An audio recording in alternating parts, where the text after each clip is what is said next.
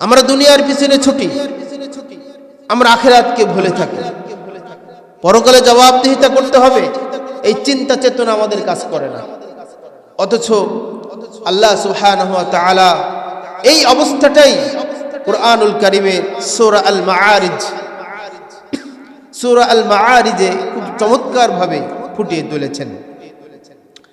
আল্লাহ তাআলা এই সকল অবস্থা, সমাজের এই অবস্থাটা কত সুন্দর করে তিনি ফুটিয়ে তুলেছেন কুরআনুল কারীমে সূরা মাআরিজে। দেখেন, সূরা মাআরিজ 6 নম্বর আয়াত থেকে পড়া শুরু করেন।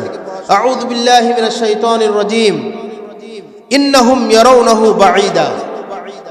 তারা মনে করে, মানুষেরা মনে করে কিয়ামত, আখিরাত, মৃত্যু অনেক দূরে, সুদূর পরহত, কবে আসবে তার ঠিক নাই, তাই না? আমরা মনে করি না এটা?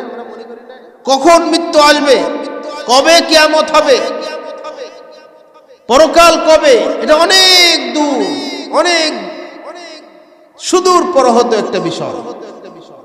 এটা আমরা সবাই মনে করি যে বুড়া বয়স, আর একটু বয়স হোক দাড়ি রাখবো, আর একটু বয়স হোক সালাত শুরু করব, বুড়া বয়স হলে হজ করতে যাব, এটা আমরা সবাই মনে করি।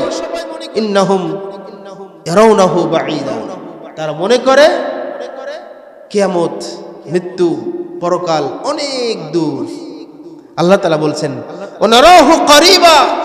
আল্লাহ বলছে অথচ আমরা সেটাকে খুবই নিকটবর্তী মনে করছি। আমরা মনে করি এটা অতীব নিকটে, অতীব সন্নিকটে। মৃত্যু কার আসবে, কখন আসবে এটা কেউ বলতে পারে?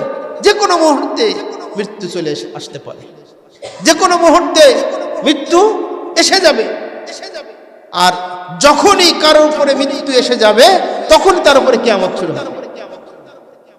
মৃত্যুটা হলো কিয়ামতের ছোট আলামতের একটি অন্যতম আলামত। একজন মানুষের জীবনে কিয়ামত শুরু হয়ে যায় যখনই তার মৃত্যু হয়। কারণ আমরা জানি